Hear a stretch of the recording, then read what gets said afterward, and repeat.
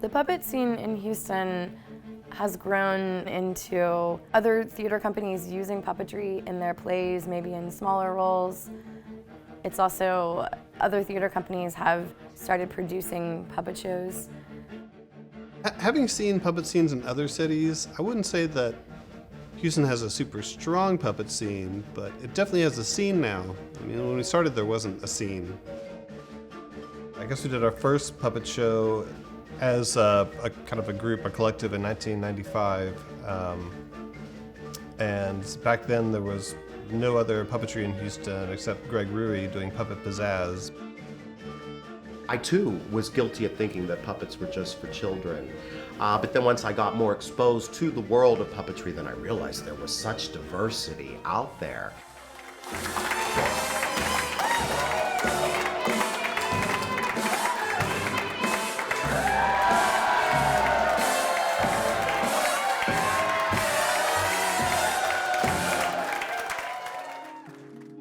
People have just kind of literally started popping up with all kinds of different puppet kind of ideas all over the place. And a lot of them are people that have had direct contact with Joel or Bobbindoctrin in particular.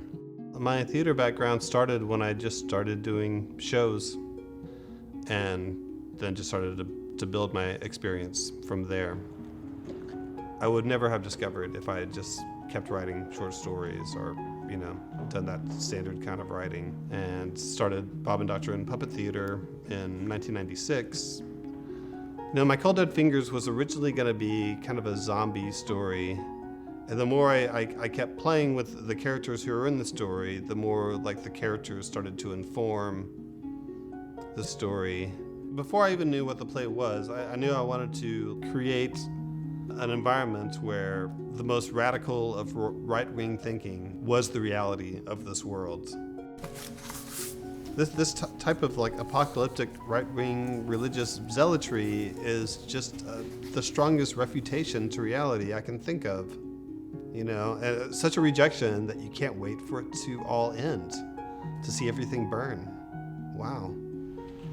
When I'm writing, I am trying to write to the strengths of the actors that I have. And I think at this point, Justin was fairly committed, and I knew that I wanted him to be Daniel.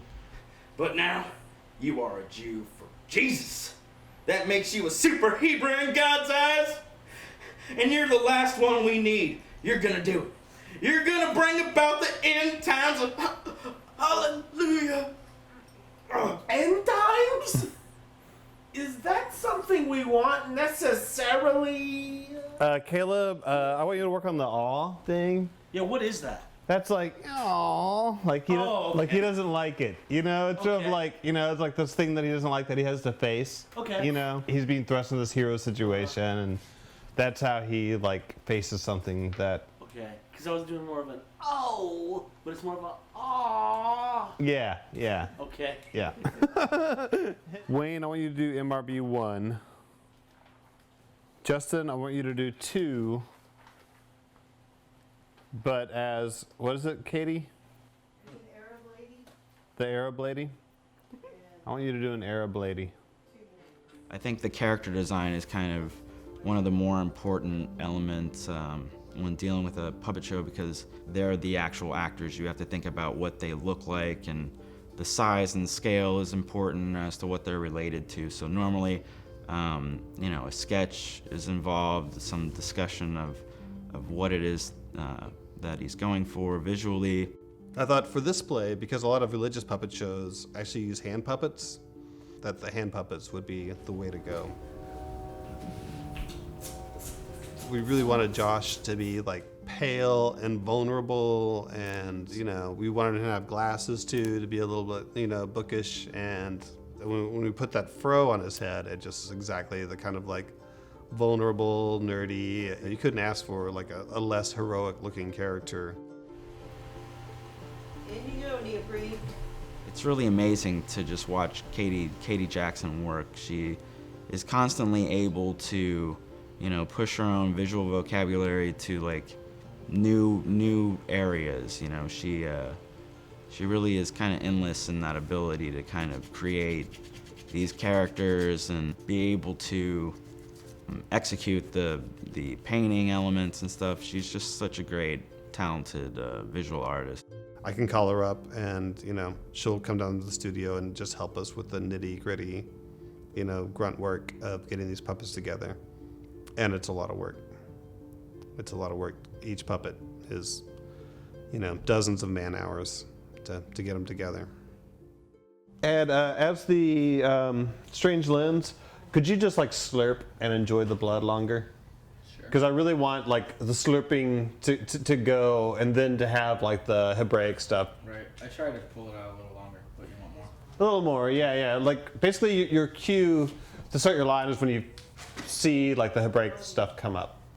Oh, one thing I'd like to add, if I can, is after you've gone into Josh's ass, if you go, follow me! Yeah, sure. I think that would be a little extra. Yeah, it would just help the transition. Wait, let me show you here. Just turn around. Whoa. All right, now bend over. Ow! All right, now I'm gonna march on over here. I'll run and start. Ow!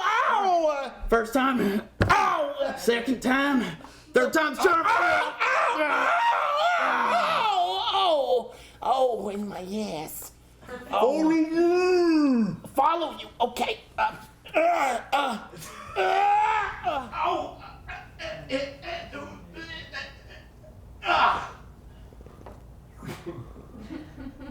Oh, I can't believe I just crawled out of my own ass.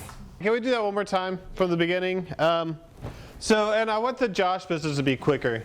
Okay.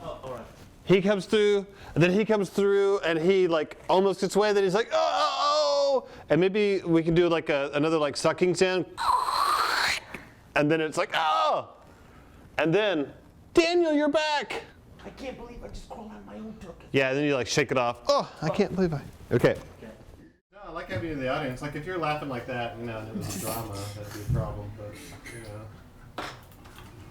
Come on, shoot. What do you think, Katie? Should I pin him back like that kind of thing? Yeah. Or just do it back? I like that. His hair's he does a lot of crazy physical stuff. So whatever it is. It's gonna, Oh man. His hair's gonna look all crazy.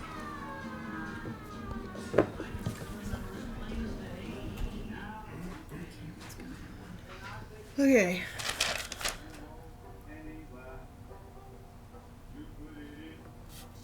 Joel and I were talking about how the spats, and he was like, yeah, it's like we've been married. I was like, yeah, it's like, two people in a dirty basement together, every day for months, It's gonna create dissonance.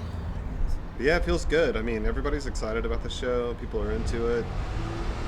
People have been talking about going to see it. Press coverage is good, so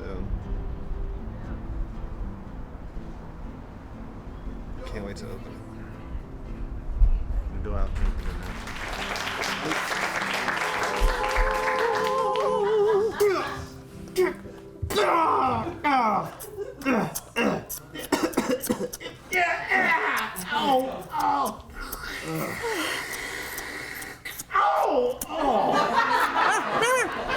Oh, Daniel, you're back. I can't believe I just crawled out of my own tuchus. It's a miracle. Get used to him, son.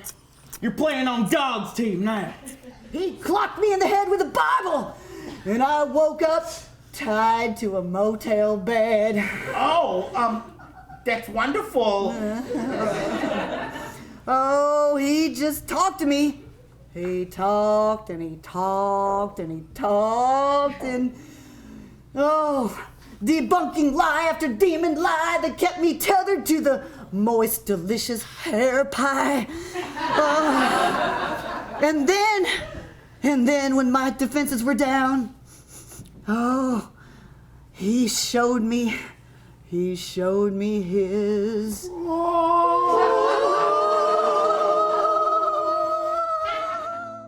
Joel is really the, one of the definite progenitors that kind of has enabled Houston to kind of take interest in puppetry. I mean, you have a lot of places around the world where puppetry has been a traditional kind of storytelling form, and I can't speak too far back, but I don't remember there being a whole ton of puppetry until really the last kind of handful of years. Joel Orr brought in puppetry when no one else was using it in plays. And it basically created a ripple effect. And, he was just doing what he wants to do. The result seems to be that there's an awful lot of other people who basically were inspired by this.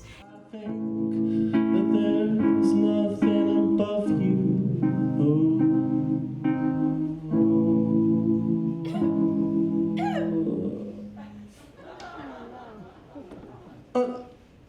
Oh God, not you too. One of the things that I always thought was important was, doing outreach and trying to get other people to try out the art, try out stuff. So that's where we started our annual Puppet Slam event.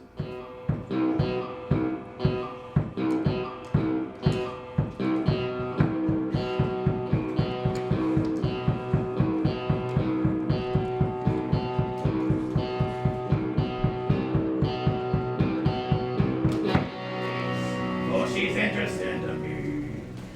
She's simply far too young and not that cool. So goodbye to you, pigtail girl. We certainly wouldn't be doing puppets if it weren't for Bobbindoctrin starting and then, fanning out and sending other people out into the community to do it also. So we definitely owe a debt of puppet gratitude to Bobbindoctrin just for being there and pioneering for us. And I hope you enjoyed our puppet show of Christian inspiration. Hallelujah!